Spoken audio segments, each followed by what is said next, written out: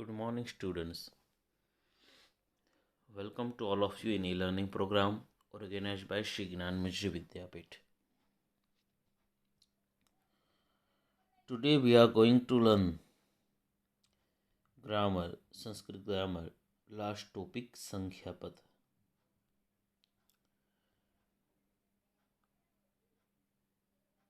जब मैंने समास में कर्मधारय समास पढ़ाया था तभी आपको एक विशेषण और विशेष्य सब्स्टेंटिव और एडजेक्टिव की बात की थी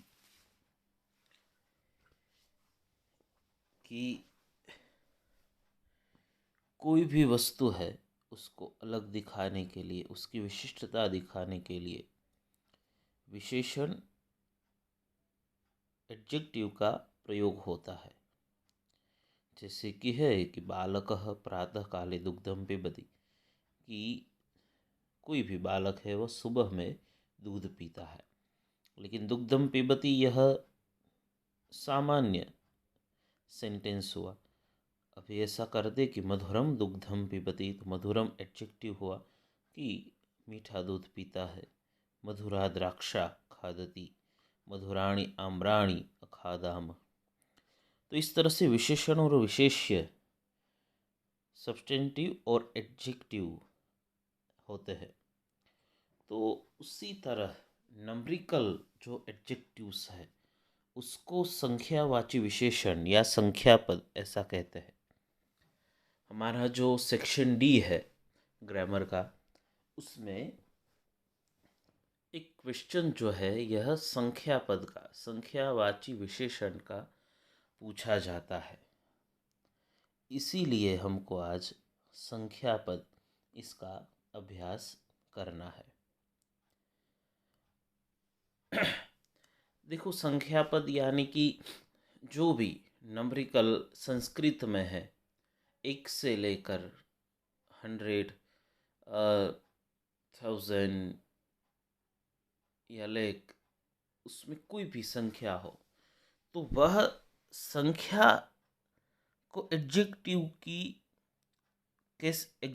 की तरह से कैसे रख सकते हैं हम। किस जेंडर में आती है, पुल्लिंग, स्त्रीलिंग, नपुंसकलिंग, किस वचन में आती है, सिंगुलर, ड्यूअल या प्लूरल, ये हमको यहाँ पे सीखना है संख्या पद खास तौर पर। संख्या पद numerical words are also adjectives. ये सब संख्या पद जो नंबरिकल वर्ड्स है वह भी एक एडजेक्टिव के रूप में हो सकते हैं। ठीक है, अभी मैं ऐसा बताऊं कि फूल है, अब कितने फूल है ये बताने के लिए 1 फूल है, 2 फूल है, 3 फूल है, तो ये एडजेक्टिव, नंबरिकल एडजेक्टिव हो गया कि 1 फूल है, एकम पुष्पम, ये नंबरिकल एडजेक्टिव हो गया। इसलिए यहाँ पे कहा कि numerical words are also adjectives. From them एक, द्वि, त्रि एंड चतुर, these 4 words are used changing their genders according to the विशेष्य। विशेष्य जो सब्स्टेंटिव है, विशेष्य, उसके आधार पर एडजेक्टिव, नंबरिकल एडजेक्टिव दिया जाता है। तीनों जो जेंडर्स है, पुल्लिंग, स्त्रीलिंग और नपुंसकलिंग, ये तीनों के आधार पर अलग अलग ये 4 नंबर जो है 1 to 4, एक, द्वि, त्रि और चतुर। अब एक जो है वह एक वचन में ही होगा, क्योंकि एक की बात होती है तब एक में तो 2 या 3 आते नहीं है, तो एक वचन सिंगुलर में होगा। द्वि जो है वह ड्यूअल में होगा और त्रि जो है वह प्लूरल में होगा। हमेशा वह बहुवचन में ही आएगा। ये तो सीधी सी बात है। 3 से लेकर जो भी आगे की संख्या है वह सभी बहुवचन में ही आएगी। यह बात तो सीधी है।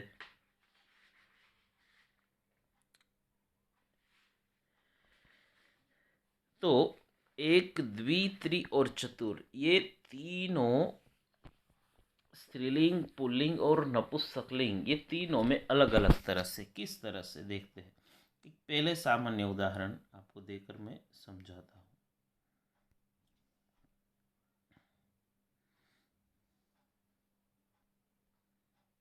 अच्छी तरह से समझना, कुछ नहीं है इसमें, ऐसी कोई बात ही नहीं है कि जो समझ में ना आए। पुष्पम, फूल है, तो मैंने बोला एक फूल, तो पुष्प जो है वो नपुंसकलिंग शब्द है, यहाँ पे पुष्पम है इसलिए यहाँ पे एकम आएगा। अब यहाँ पे मैं कोई भी पुल्लिंग शब्द लूँ, ठीक है, कि बालकः,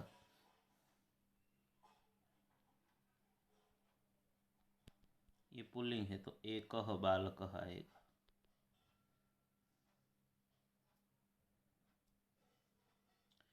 फिर स्त्रीलिंग कन्या ऐसा होगा, तो वह स्त्रीलिंग है इसलिए एक आएगा। तो जो भी जेंडर होगा, पुल्लिंग, स्त्रीलिंग या नपुंसकलिंग, यहाँ पे जो सब्सटेंटिव है, विशेष्य है, उसके आधार पर ये संख्यावाची जो एडजेक्टिव है, नंबरिकल एडजेक्टिव दिया जाएगा 1 से 4 तक। 1, 2, 3 और 4, ये 4 वर्ड जो है इसके लिए। इस तरह से मैंने यहाँ पे आपको दिखाया कि पुष्पम, एकम पुष्पम, बालकः, तो एकः बालकः, कन्या है तो एका कन्या। तो जिस तरह से वह विशेष्य होगा, उसी तरह से संख्यावाची विशेषण 1 से 4 जो संख्या है वह दी जाएगी। अभी यहाँ पे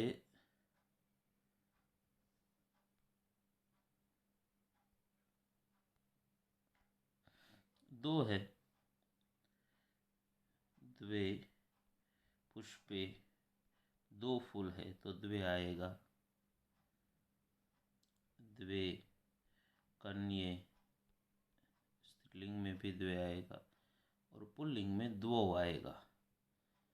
द्वौ बालो या बालको, जो भी लो। ये नपुंसकलिंग है नेटर, ये फेमेनियन है स्त्रीलिंग, और ये मस्कुलिन पुल्लिंग है। ठीक है, तो जिस तरह से विशेष्य होगा उसी तरह से यहाँ पे संख्यावाची जो विशेषण है वह दिया जाएगा। जिस तरह से विशेष्य होगा उसी तरह से संख्यावाची जो विशेषण है वह यहाँ पे दिया जाएगा। अभी 3,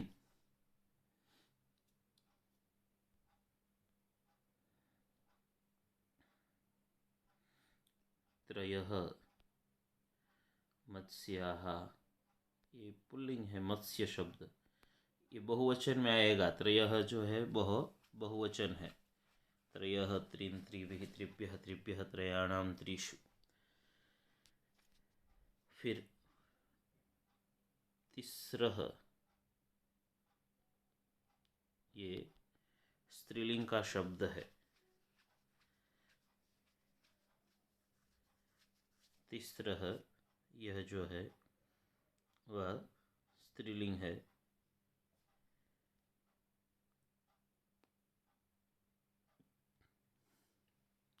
तिस्रः बालिकाः, तिस्रः मालाः। फिर नपुंसकलिंग में होगा त्रीणि, त्रीणि पुस्तकानि।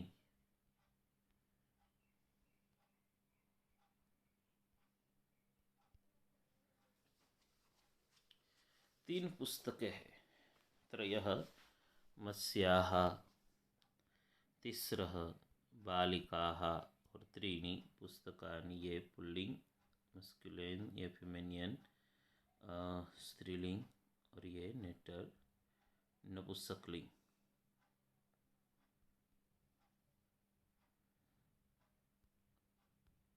फिर 4 का जो है वह देखते हैं। चत्वारः पुरुषाः,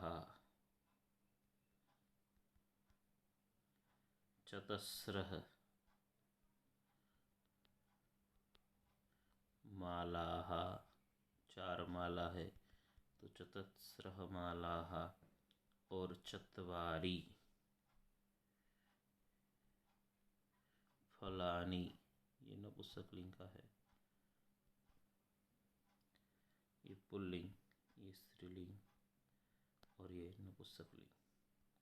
देखो अच्छी तरह से समझो, यह जो विशेष्य है, सब्स्टेंटिव है, उसके आधार पर 1 से 4 की जो संख्या है, 1, द्वि, त्रि और 4, चतुर, यह इसके आधार पर, विशेष्य के आधार पर चलेगी।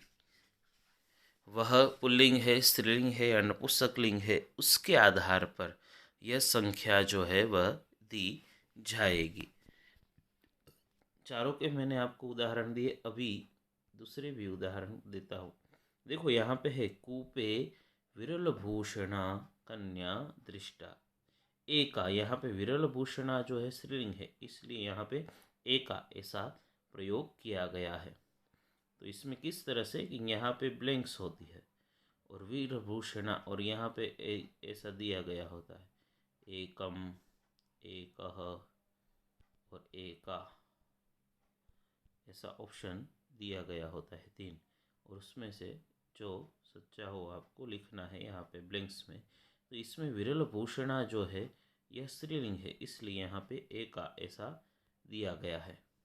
ठीक है, एका विरल भूषणा कन्या दृष्टा। यहाँ पे है अभ्यागतेन एक अश्व याचितः, विशेष्य सब्स्टेंटिव अश्व है, तो उसका संख्यावाची विशेषण हमको एक अश्व दिखाना है, तो एक, क्योंकि अश्व जो है वह पुल्लिंग में दिया गया है, इसलिए यहाँ पे ऐसा आएगा कि एक अश्व याचितः।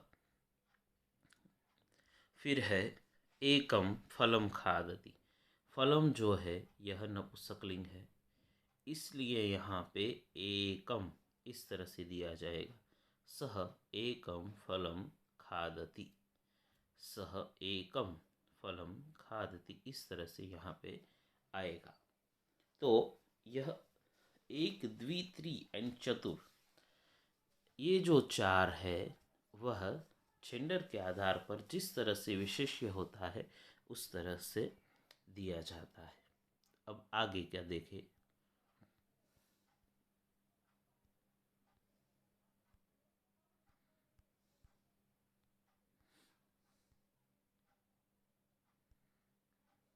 यहाँ पे मैंने थोड़े उदाहरण सबके आधार पर दिए गए हैं। इसमें इसी तरह से पूछा जाता है, द्वौ इमौ जलाशये स्थितौ, कि वह 2 मछली थी, वह जलाशय में ही रही, इसलिए यहाँ पे द्वौ इमौ तत्रैव जलाशये स्थितौ इस तरह से दिया गया है। द्वौ इमौ तत्रैव जलाशये स्थितौ, 2 मछलियाँ जो है वहीं पे जलाशय में रह रही है, तो यहाँ पे वह पुल्लिंग का प्रयोग है। द्वौ मत्स्यौ तत्रैव जलाशये स्थितौ, इसलिए द्वौ ऐसा दिया गया है। द्वे कन्ये गीतं गायतः, द्वे कन्ये गीतं गायतः, यहाँ पे कन्ये ये स्त्रीलिंग है, इसलिए द्वे कन्ये गीतं गायतः। फिर पुरुषाः, वह पुल्लिंग है, इसलिए यहाँ पे त्रयः पुरुषाः धावन्ति, ऐसा त्रयः दिया गया है। फिर नदी जो है यह स्त्रीलिंग है, इसलिए तिस्रः नद्यः प्रवहन्ति, इस तरह से दिया गया है। फिर है मित्राणि, यह नपुंसकलिंग शब्द है, इसलिए यहाँ पे त्रीणि मित्राणि साकं गच्छति, 3 मित्र जो है वह साथ में जा रहे हैं। फिर है छात्राः, तो चत्वारः छात्राः, ये छात्राः पुल्लिंग है इसलिए चत्वारः छात्राः सन्ति। फिर बालिकाः, चतस्रः, बालिकाः स्त्रीलिंग है इसलिए यहाँ पे चतस्रः बालिकाः सन्ति ऐसा दिया गया है। फिर चत्वारि, यह नपुंसकलिंग है इसलिए यहाँ पे चत्वारि पुस्तकानि सन्ति ऐसा दिया गया है। तो इस तरह से 1 से 4 के जो नंबरिकल एडजेक्टिव है इस तरह से इसका प्रयोग होगा। इसमें ब्लैंक सी आती है। यहाँ पे जो संख्या है द्वे त्रयः तिस्रः त्रीणि चत्वारः चतस्रः चत्वारि, ये संख्या नहीं दी गई होगी, वह ऑप्शन में यहाँ पे इस तरह से दी गई होगी कि त्रयः तिस्रः त्रीणि, ऐसे अलग से ब्रैकेट्स में दी गई होगी और इसमें से जो राइट है वह आपको लिखना है।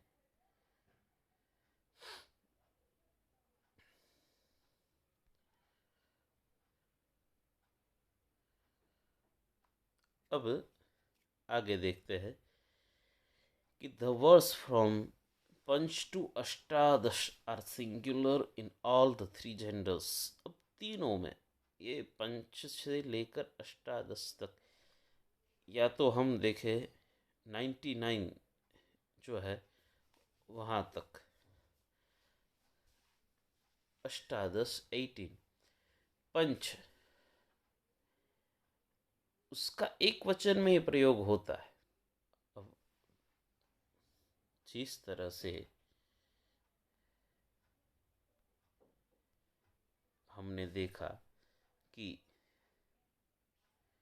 पुष्पम ये है, तो इसके आधार पर यहाँ पे एक का कहना है तो एकम ऐसा लिखना पड़ेगा, लेकिन 5 कहना है तो पंच पुष्पम। फिर ये नपुंसकलिंग है तो नपुंसकलिंग ऐसा नहीं होगा।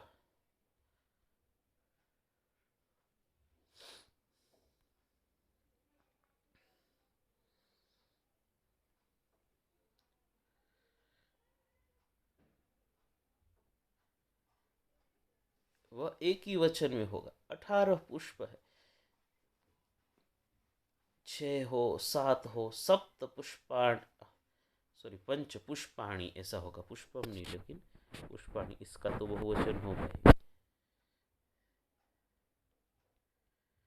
पंच पुष्पाणी, तो ये विशेष्य के आधार पर यहाँ पे पंचानी ऐसा नहीं होगा, पंच ही होगा, उसका तो पंच ही प्रयोग होगा। 7 हो तो सप्त पुष्पाणी, सप्तानी ऐसा नहीं होगा। समझ में आया? यदि हम 3 कहते हैं तो त्रीणी पुष्पाणी ऐसा लिखते हैं हम। तो वह 1 से 4 जो है वह जो भी स्त्रीलिंग पुल्लिंग नपुंसकलिंग है उसके आधार पर वह चलता है। लेकिन ये तो तीनों जेंडर में एक ही, पंच का पंच ही रहेगा, षड का षड ही, सप्त का सप्त ही। 8 है तो अष्टो, तो उसका अष्टो ही रहेगा, उसमें कुछ फेरफार, कुछ भी बदलाव नहीं होगा। 9 है, 10 है, एकादश, द्वादश, त्रयोदश, 14, चतुर्दश, 15, पंचदश, 16, अष्टादश, षोडश, 17, सप्तदश और 18 अष्टादश। ये सब जो है वह जैसे है वैसे ही लिखे जाएंगे। उसमें विशेष्य के आधार पर, ये स्त्रीलिंग या पुल्लिंग का कोई विशेष्य हो तो उसके आधार पर कोई भी अलग रूप नहीं होगा। अष्टादश पुराणेषु ऐसा है, अष्टादश पुराणेषु, तो ये अष्टादश है वह अष्टादशेषु पुराणेषु ऐसा नहीं होगा। 18 तो अष्टादश पुराणेषु, वह तो ऐसे ही लिखा जाएगा। उसमें कोई भी विशेष्य के आधार पर बदलाव किया जाएगा नहीं कि सब्स्टेंटिव जो है वह मस्कुलाइन पुल्लिंग है तो पुल्लिंग, फेमिनाइन है स्त्रीलिंग है तो स्त्रीलिंग, और नपुंसकलिंग है तो नपुंसकलिंग, ऐसा कुछ नहीं होगा। 5 से लेकर 18 तक, 5 से लेकर 18 तक की जो संख्या है वह जिस तरह से होगी उसी तरह से, उसमें किसी भी प्रकार का बदलाव नहीं होगा। फिर क्या कहा आगे,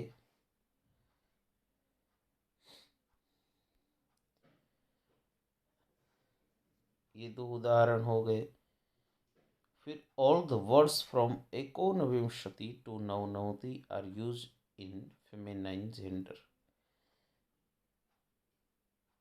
19 से लेकर 19 से लेकर 99 तक की जो भी संख्या है वह स्त्रीलिंग में प्रयोग होगी, यानी जैसा है वैसा ही रहेगा, उसमें कोई भी फर्क नहीं पड़ेगा। मैं ऐसा कहूँ कि 19 कन्या कुएं में देख रही है, ऐसा हम उदाहरण देखें। एकोन विंशतिः कन्या कूपे, कन्याः कूपे अगच्छत्, अगच्छन् कुएं में गई।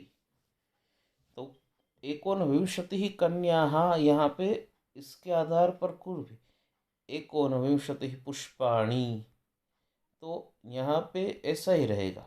5 से लेकर 99 की संख्या तक कुछ भी फेरफार, कुछ भी, ऐसे तो 5 से लेकर कोई भी संख्या हो तो वो जैसे हो वैसे ही रहेगा, उसमें कोई भी फर्क नहीं पड़ेगा विशेष्य के आधार पर। एकोनविंशति है तो एकोनविंशति आएगा, विंशति है 20 है तो विंशति, 99 है तो नवनवति, 80 है तो अशीति ही, इसी तरह से आएगा, उसमें कोई भी फर्क होगा नहीं। जिस तरह से 1 से लेकर 4 की संख्या में सब में अलग अलग दिया जाता था, सब में अलग अलग फर्क होता था, तो इस तरह से इसमें होगा नहीं। ये जो संख्या होगी उसी के आधार पर यह चलेगा। अभी देखो,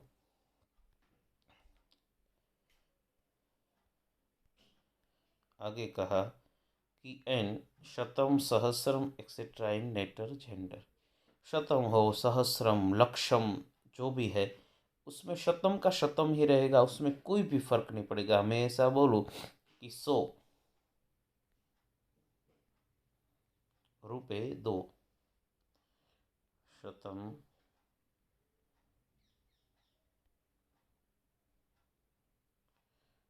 रूप्यकाणि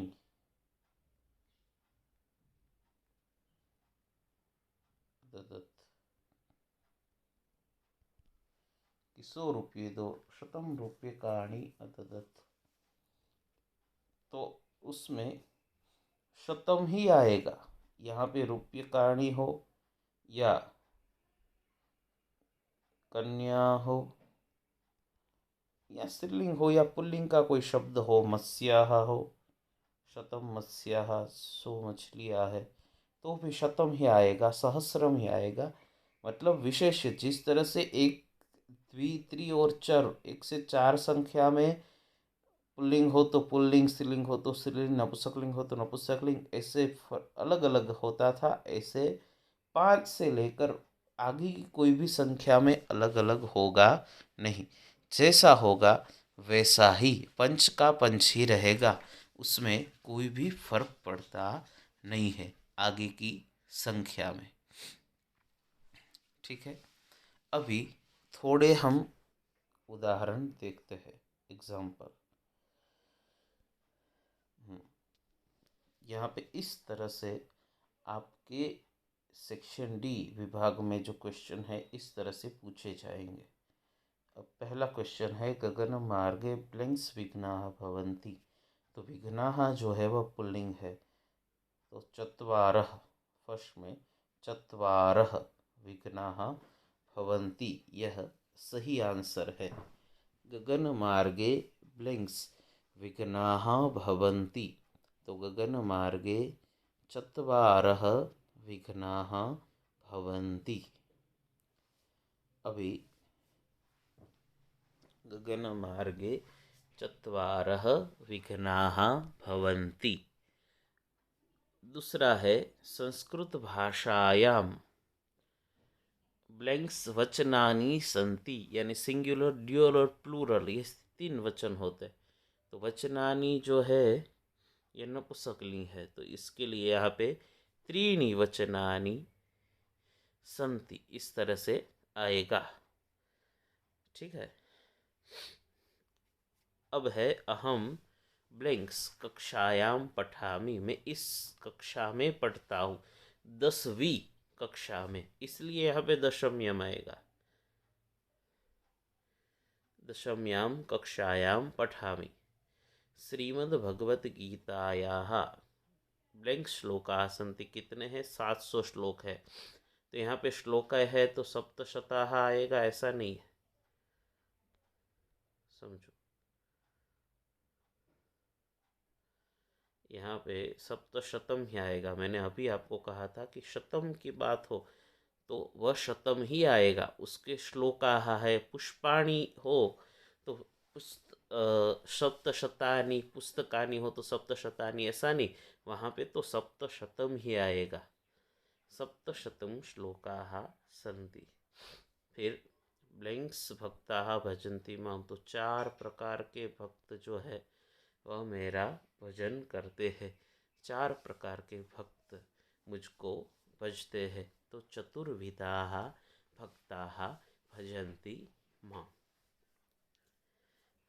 तो इस तरह से यह जो है, अब साथ में लिखते ही गए होगे, ये सब आपको लिखना है। जो ग्रामर की बुक है उसमें ये सब लिख के रखना है, इसलिए आगे चलकर अच्छी तरह से उसको पढ़ सके। तो गगन मार्गे चत्वारः विघ्नाः सन्ति, संस्कृत भाषायां त्रीणि वचनानि सन्ति, अहं दशम्यां कक्षायां पठामि, श्रीमद्भगवद्गीतायाः 700 श्लोकाः सन्ति, चतुर्विधाः भक्ताः भजन्ति माम्। अब देखो फिर से एक बार यह जो है टॉपिक देख ले, फिर आगे बढ़ते हैं। Numerical words are also adjectives. From them, ek, dvi, tri, and chatur. These 4 words are used changing their genders according to the visheshya in all 3 genders, masculine, feminine and neuter. यहाँ पे कहा कि 1 से 4 जो है वह विशेष्य के आधार पर बदली जाती है। विशेष्य जो है, सब्स्टेंटिव जो है, वह स्त्रीलिंग हो तो स्त्रीलिंग, व नपुंसकलिंग हो तो नपुंसकलिंग, और पुल्लिंग हो तो पुल्लिंग। उसके आधार पर 1 से 4 संख्या जो है वह अपना रूप बदलती है। उदाहरण के तौर पर यहाँ पे दिया गया है कि कूपे एका वीरलभूषणा कन्या दृष्टा। फिर है अभ्यागतेन एकः अश्वः याचितः, सह एकम फलम खादति। यहाँ पे मैंने थोड़े उदाहरण एग्जाम्पल दिए गए हैं। द्वौ इमौ तत्रैव जलाशये स्थितौ, द्वे कन्ये गीतं गायतः, त्रयः पुरुषाः धावन्ति, तिस्रः नद्यः प्रवहन्ति, त्रीणि मित्राणि साकं गच्छति, चत्वारः छात्राः सन्ति, चतस्रः बालिकाः सन्ति, चत्वारि पुस्तकानि सन्ति। The words from Panch to Ashtadash are singular in all the 3 genders.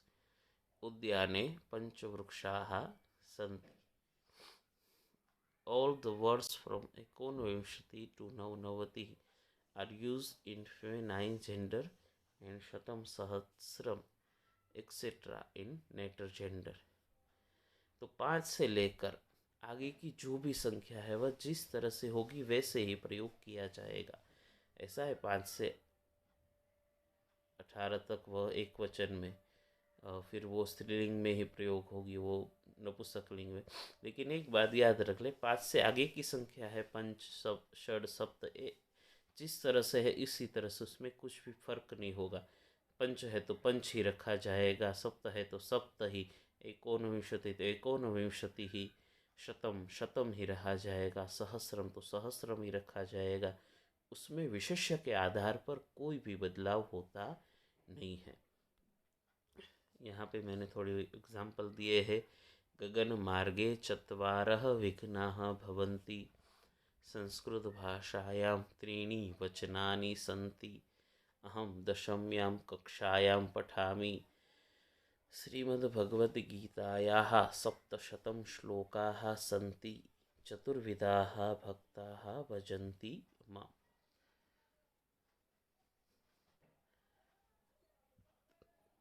तो ये है लास्ट टॉपिक ग्रामर का संख्या पद था। तो यहाँ पे हमारा ग्रामर जो है वह कंप्लीट होता है। अब आगे का जो टॉपिक है, एक टॉपिक हमारी पेपर स्टाइल में एक क्वेश्चन आता है।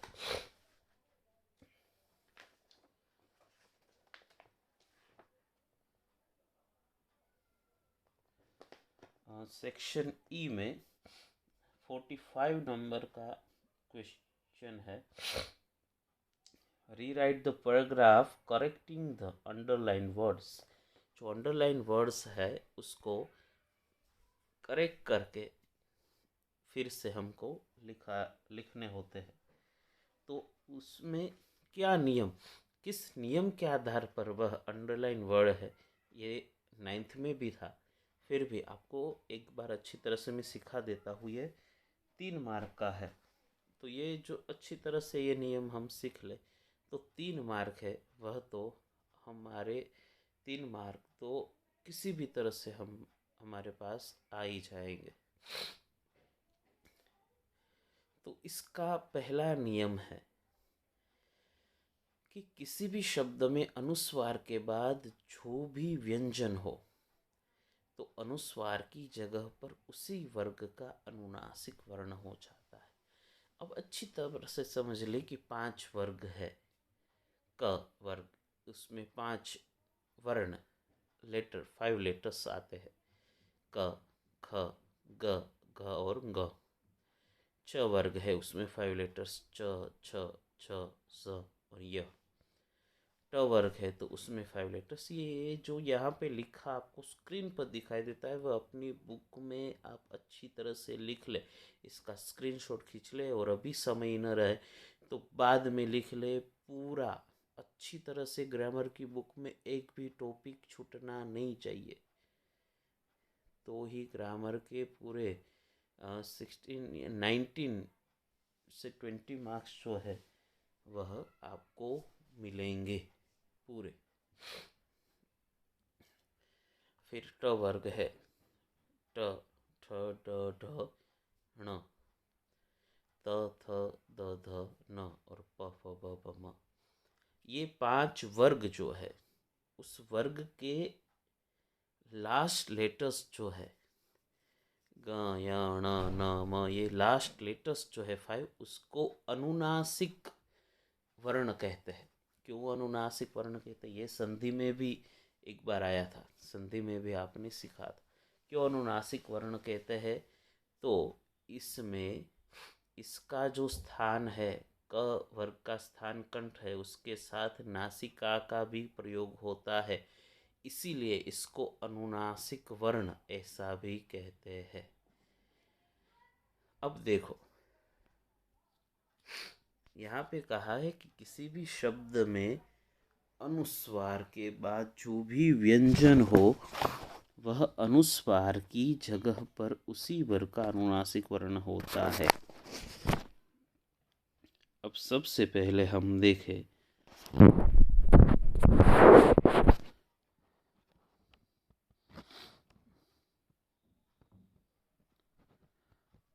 कांचन ऐसा वर्ण है, ये कांचन ये वर्ड है, ठीक है। अब इसमें क्या कहा कि अनुस्वार जो है, अनुस्वार के बाद का जो वर्ण है, अनुस्वार यहाँ पे है, उसके बाद का वर्ण है च, तो च वर्ग का अनुनासिक वर्ण है य। ये च वर्ग है, च छ छ छ य, उसका अनुनासिक वर्ण है य। तो हमको अनुस्वार को मिटा देना है, उसकी जगह पर आधा य, कांचन। व्यंजन ऐसा है।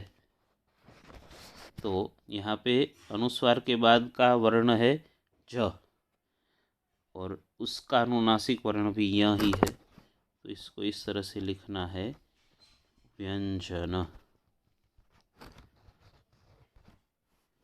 अब है गंगा। यहाँ पे अनुस्वार है और यहाँ पे ग है, तो ग किस में आता है, क वर्ग में, उसका अनुनासिक वर्ण है ग।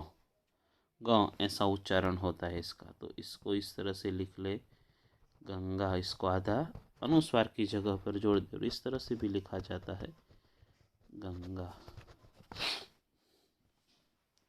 ठीक है। अभी और भी उदाहरण देता हूँ। कंठ, कंठ शब्द है, तो यहाँ पे अनुनासिक है, उस अनुस्वार है, उसके बाद ठ है, तो ठ किस में आता है, ठ ठ ड ढ ण, इसका अनुनासिक वर्ण है ण। तो आधा ण कर दे, अनुस्वार फिर मिट जाएगा, उसकी जगह पे आधा अनुनासिक वर्ण आ जाएगा। अनुस्वार मिट जाएगा और उसकी जगह पे आधा अनुनासिक वर्ण जो है वह हम रख देंगे, कंठ। अब है दंत। ठीक है, तो दंत में यहाँ पे अनुस्वार है, बाद में त है, तो उसका न है, तो यहाँ पे इस तरह से लिख देंगे दंत। ठीक है। फिर है अम्बा। अम्बा शब्द है, तो यहाँ पे अनुस्वार है, उसके बाद में ब दिया गया है, तो वह उसका अनुनासिक वर्ण है आधा म, प फ ब भ म, तो यहाँ पे इस तरह से होगा अम्बा। आया समझ में कि किसी भी शब्द जो भी है वर्ड, उसके ऊपर अनुस्वार दिया गया है, अनुस्वार के बाद का जो भी लेटर है, वर्ण है, तो उस लेटर जिस वर्ग का हो, वह वर्ण है, लेटर जिस वर्ग का हो, उसका अनुनासिक वर्ण हमको अनुस्वार की जगह पे आधा कर देना है। पांचों के एक एक उदाहरण मैंने आपको दे दिए। आगे भी किस तरह से पैराग्राफ जो है वह पूछते हैं, वह भी मैं आगे सिखाता हूँ। लेकिन एक ये नियम है कि अनुस्वार के बाद में जो वर्ण है, उसका जिस वर्ग का हो, उस वर्ग का अनुस्वार की जगह पे आधा अनुनासिक वर्ण हमको रखना है। अब दूसरा नियम ये हमने संधि में सीखा था, फिर भी एक बार मैं आपको बता देता हूँ कि पद के अंत में म के बाद में कोई भी व्यंजन हो तो म का अनुस्वार होता है। पद के अंत में म हो और उसके बाद कोई भी व्यंजन हो तो म जो है उसका अनुस्वार हो जाता है। अब यहाँ पे है देवम वंदे, तो यहाँ पे आधा म है, उसके बाद में वह जो है वह व्यंजन है, तो देवम वंदे इस तरह से लिखा। उसमें ये इस तरह से लिखेंगे तो गलत है, उसमें अनुस्वार ही आएगा। देवम देवम वंदे अनुस्वार ही आएगा। ठीक है। ग्रामम गच्छति इस तरह से है, आधा म है, तो ग्रामम गच्छति।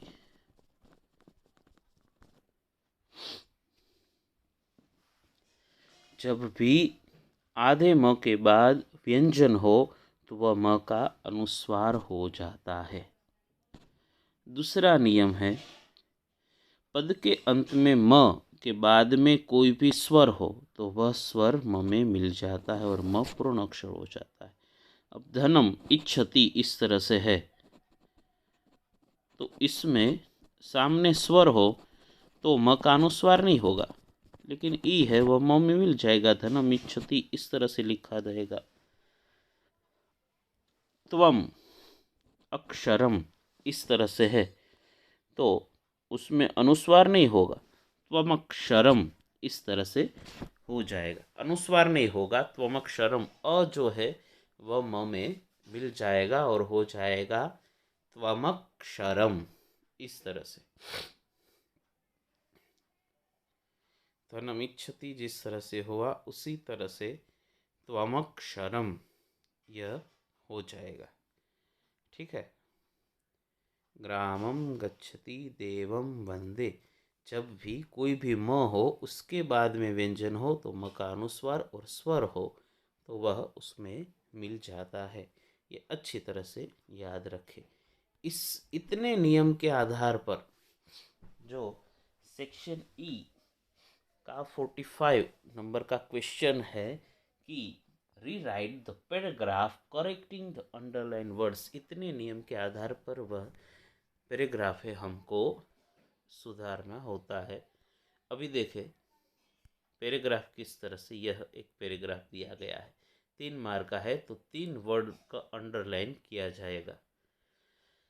यहाँ पे है गंगा तीरे, सबसे पहला वर्ड है गंगा तीरे। अब इसमें हम किस तरह से करेक्ट करेंगे इस वर्ड को, तो ग के ऊपर अनुस्वार है, अगर ग है आगे ग है तो ग किस वर्ग में आएगा, क वर्ग में।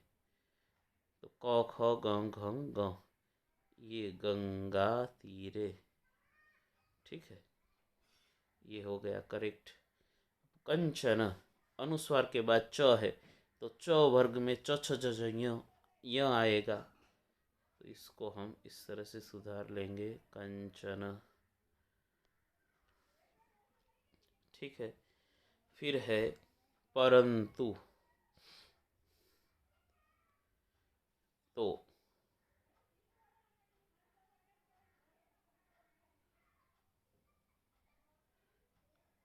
तो है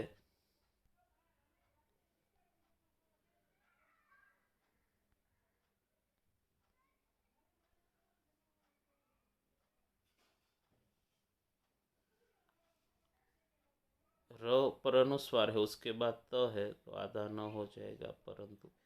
इस तरह से इसको करेक्ट करके फिर से वह पैराग्राफ लिख डालना है और कुछ नहीं है इसमें। 3 मार्क में कुछ भी नहीं है। अच्छी तरह से आप इस 3 मार्क है उसको पा सकते हैं। तो यह एक टॉपिक था पेपर स्टाइल में जो मैंने आपको समझाया। फिर से एक बार इसको अच्छी तरह से समझ ले।